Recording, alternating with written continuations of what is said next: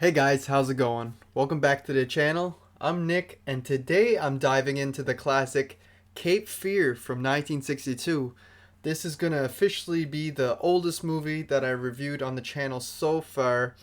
I have never seen it. This was a first time watch for me. I had one of my viewers request that I do the Cape Fear remake for the 30th anniversary.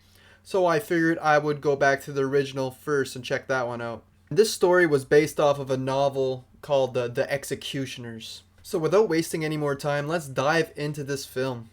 So Cape Fear was released in 1962 and it stars Gregory Peck, Robert Mitchum, Polly Bergen, and was directed by J.L. Thompson. So the basic plot for this one, guys, is about an ex-convict who was released from prison. He starts stalking and tormenting the family of the man who put him behind bars. And let me tell you, this movie does not waste any time. Within the first 10 minutes, we're already deep into suspense and tension, and it really doesn't let up throughout the whole film. The pacing is phenomenal in this movie. There's a lot of these older films can sometimes drag on here and there, but this one does a very well job. Maybe right before the final act, maybe for about 10 minutes it drags a tiny bit, but that's a very small amount of time for it being an hour and 45 minutes long. I just never lost interest in the story. I was always completely engaged and couldn't wait to see what was going to happen next. So our main lead is Sam, played by Gregory Peck. I recognized him from How to Kill a Mockingbird. I remember having to watch that in school and read the book back in the day. So right away I'm like, I recognize that face. And he does a really good job as the main lead. He's a lawyer. And like I said earlier, he witnessed a rape about to happen. And he ended up getting that guy sent to prison. And that is the guy who is tormenting and stalking him and is trying to make his life miserable now that he's released. And Sam is a family man with good values. But as the movie progresses, the villain keeps manipulating him and causing him to go into dark places and maybe do things he would have never done before. But it's understandable because it's to protect his family. The villain really pushes the main lead to his limits and forces him to do things he would have probably never done before. Going from good, his good was here and his bad was here, and it's really balancing out to where he's doing some pretty bad things. Just does a really good job at sinking Sam down to his level. The villain is played by Robert Mitchum, one of the great actors of the time. And he does a fantastic performance. It's brilliant. Like, he really steals the show in this movie. Yeah, he plays Max Cady, and he really knows the law. He's been studying it ever since he's been put in prison for 8 years. So he's using that to his advantage. He's using the law to protect him.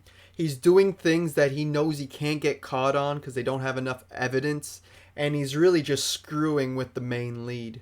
Which is really ironic considering Sam is a lawyer himself in this movie. So he's using his job against him essentially. And Max Cady is just a great villain in this. He's mysterious. He's unpredictable. You never know what he's going to do. But you know it's not going to be good. And like I said, he uses law on his side. He does stuff that he knows he won't get caught on. So us as the viewer, we're just as hopeless as our main lead, Sam. And it just makes you want to go through the TV and strangle the guy yourself because you know there's nothing they can do in the film. The guy is just so sly and convincing, but he can be very menacing at times too. But most of the time he keeps calm and collective, so he doesn't come off that way. And I love that he has like a motive, a backstory. He's not just doing this because the guy put him behind bars and ruined his life. That's a big part of it, but it's not just the 8 years he lost. He also lost his family in the process and his child. And there's more to it than just losing 8 years of your life in prison. And I like that they kind of dive into all that and how he says there's no price you can put on that. So the characters are all really great in this film. Even the side ones are done very well. They're all interesting and unique in their own ways. From all the cops and detectives to the family itself.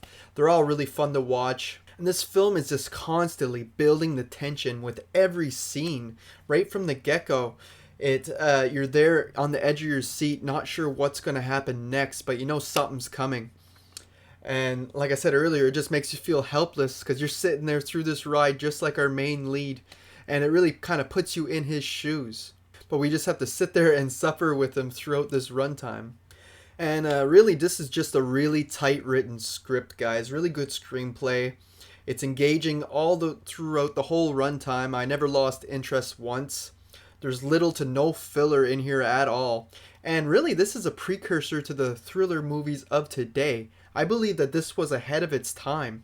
Because you look at the darker thrillers of now, and they all kind of got this same template that this movie had. I don't think they really knew what they had their hands on at the time. And this obviously called for a remake to come back in the 90s by the great Martin Scorsese. And the big final act that we get in the end is just a huge thrill ride. And I think they completely stick the landing with this one. Everything comes back around. It bookends the movie very nicely. And the score to this film also pairs with the movie very well. I heard that they reused it in the remake because they liked it that much. So that's exciting. I can't wait to see that when I go to review the new one. Or newer one, I should say. But yeah, it really intensifies every scene from the sadness to the terror. It really draws out those emotions. And knowing me, I'm a huge slasher fan. There's even a few slasher inspiring scenes in here, most notably when they're chasing the villain is chasing the main lead's daughter. I think it's in a building. I think it's a school or whatnot. I'm not sure. But that whole scene, the atmosphere in it, to the way the girl's hiding and that and try to get away from the killer, it really reminds me of like Halloween and all the movies that came like 10, 15, 20 years after this. Everything from the way it was shot, like when you see the guy coming in, it's showing him from like here down so you can't really tell who it is, to the way the girl's trying to hide near the lockers and such. It's just like a cat and mouse chase. And yeah, it just reminds me of the classic 80s slashers that we know and love. If I had to give a negative to this film, the only thing I could really say is a few of the nighttime scenes are a little hard to make out what's going on, especially when there's like fights in like bushes near the woods and stuff. Since this is filmed in black and white, you add nighttime to that and a bunch of trees and branches. It blurs the vision a tiny bit, but that's only kind of like a nitpick. It doesn't ruin the movie in any way, and you don't like miss what's going on or anything. But it is a little hard to see in some of those scenes.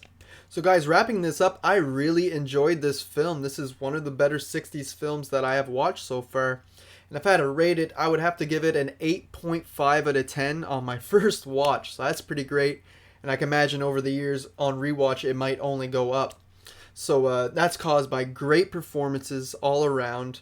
You got a really tight script, really good screenplay. And everything else around it is just done great, whether you're talking about the score or the mood and the atmosphere. Everything lands. I mean, it's a classic for a reason, and it's a tense thrill ride from start to finish. So there you have it, guys. There's my review for Cape Fear from 1962. Hope you enjoyed it. Make sure to leave comments down below how you feel about this film. Do you prefer this or the remake? I'm excited to check out the remake very soon. You will see a review for that coming out within the next week or so. Make sure to follow me on Letterboxd if you're interested. Link for that will be in the description, as well as my Buy Me a Coffee link if you want to donate to the channel. On top of that, you can like the video, subscribe to the channel. It will do a lot for me. And that's all I got for you guys today. Thanks for watching.